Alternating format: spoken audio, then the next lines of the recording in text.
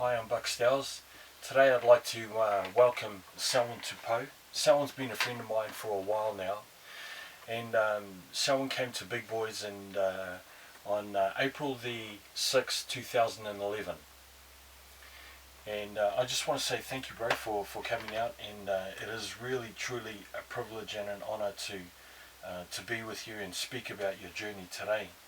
And one of the first things that I'd like to ask you is, what was the defining moment that brought you to Big Boys? Well, I was sick before I came. I had heart problems, and I always knew that I needed to lose weight. Just didn't know how and I heard about the program. I remember I rang you up and said, well, actually, my friend Susanna rang you up on behalf of me. Yes. And made an appointment, and because it wasn't really me, yes. I never turned up to that appointment. Yes. And I remember this happens a lot, actually. And so then I knew Ozone. Yes. And I knew him out of the program, and then I saw him. He had lost so much weight, and I didn't recognise him at first. And when I asked him how he had done it, he told me about the Big Boys, and then I remembered that appointment that I was supposed to come 6 months beforehand, and then that was what sort of really convinced me. And he invited me to the class to come and meet you, and yeah, that's how I. And what was yours? Do you remember what your starting weight was? Yeah, my first weigh-in, 263 kilos. 263. Yeah. I remember weighing you in. Yeah. And we all know that pain is a magnificent driver that can either trap you or create the urge to make a change. And what was the pain in your life that made you make a massive change? Well, I remember that weigh-in as well, and I was shocked, I had recently come out of hospital, so I knew that my weight was up there, but, I didn't think it was that up there. I estimated myself to be around the 180 mark. Yes. And when I was in the hospital and those early weigh-ins, I was like, man, that can't be. And so that was the initial shock, which sort of turned into motivation, also the health scare. Well, what was wrong with your health, Sally? And for everyone that doesn't know Selwyn, we call him Sally, and we'll get to his nickname too, because it's symbolic of his change as well.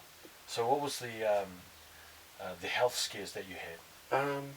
So probably my main one was I was admitted to Middlemore with a condition called atrial fibrillation, which is an irregular heartbeat, but it was also very rapid.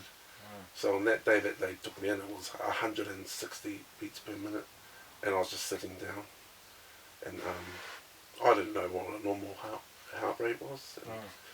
They're saying this is like 100 beats more than a healthy person should be, and so it was just all brought on by my big size and bad health. And did you have anything else? Any high blood pressure or? Yeah, so I had high blood pressure. I had my liver I had cirrhosis, fatty liver disease. Yes.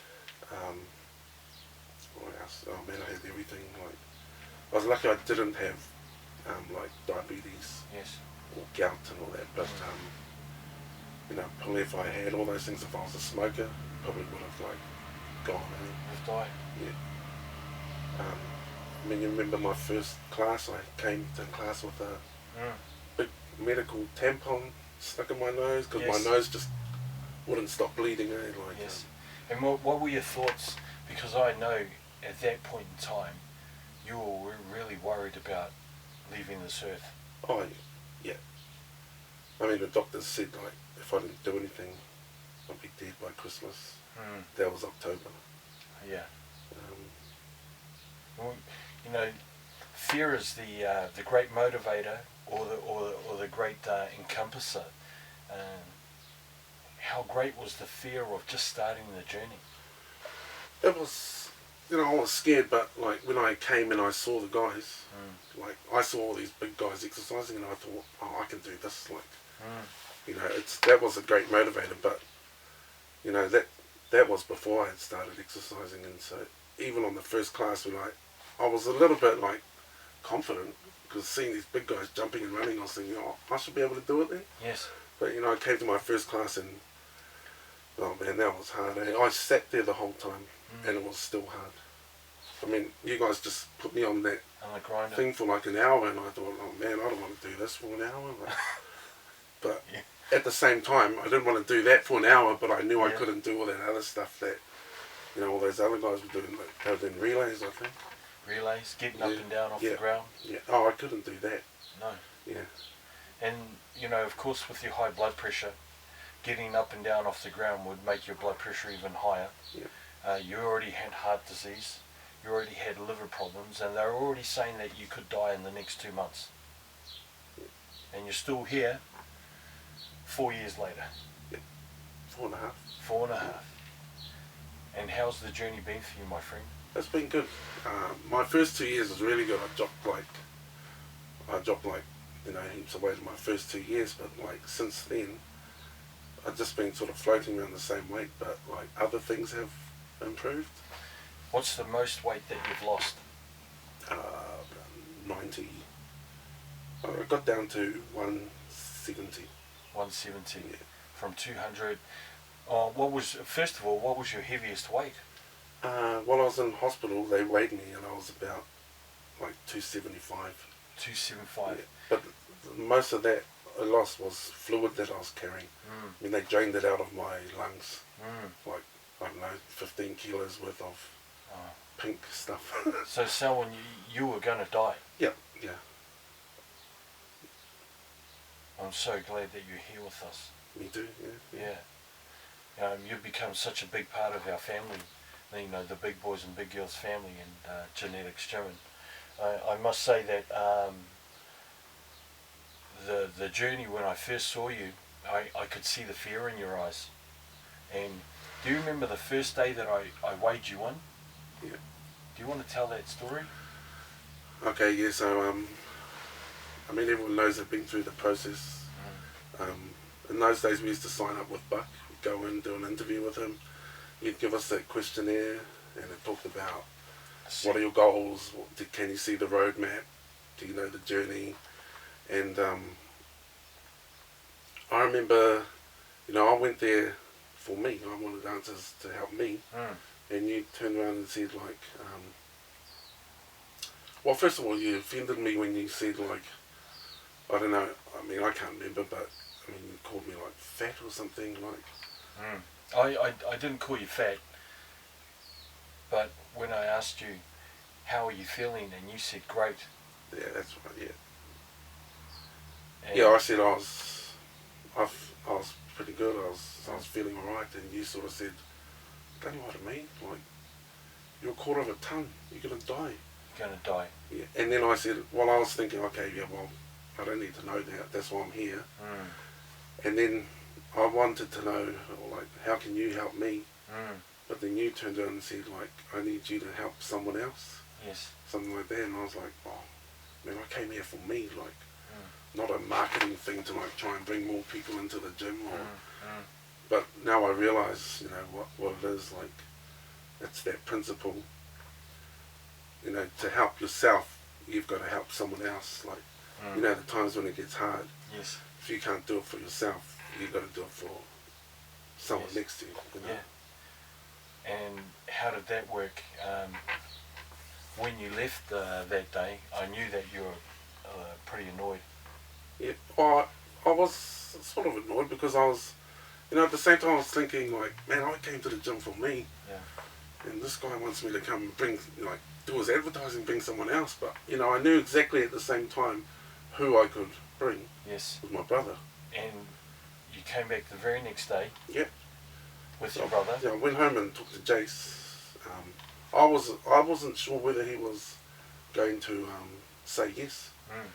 And I went home and asked him, and I was actually surprised that he's like, yeah, because I knew he needed it just as much as I did. Yes. He didn't have the health problems, but I mean, we were both 270s, like, you know. Yes. And he's just a little bit heavier than me, and I was surprised that he said, yeah, he wants to come. I remember weighing Jason the very next day, and he was 275. Yeah. He was shocked as well, eh? He was shocked as well. And of course, the principles of off the couch big boys and big girls is that we give to get. The more you can help someone else, the more that you help yourself. And with Selwyn, I told him that I'm going to help you, but I want you to come back with somebody else, someone else that is suffering the same as you. And Selwyn was just like full of question marks, going, well, but I thought you were going to help me. And I said, I'm going to help you, but you're going to let me down. Because for you to come in and help yourself by yourself isn't big enough. But when you are responsible for another human being's life, you tend not to give up. And 4.5 years later, you're a testimony to it. Yeah. I've got a few other questions too. We all know that big people, when they live a life of being big, we start to rationale different thoughts and different ideas, and we start to make excuses in our mind about what works for us. Well, what were some of the excuses and rationale that you used? Well, I used to think that because I was bigger, I needed more food. Yes. You justify that eating plan, it works for little people, but I'm bigger. Yes. I need more fuel, to feed myself, and so that was one of the things that you have to get over that, eh? And it takes a while.